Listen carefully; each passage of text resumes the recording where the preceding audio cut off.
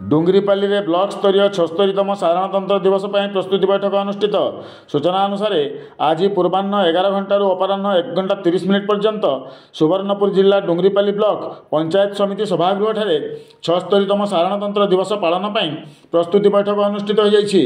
BDO Dilip Kumar बारांक अध्यक्षतार अनुष्ठित बैठक में ब्लॉक उपाध्यक्ष बेलार साहू उपस्थित थिले।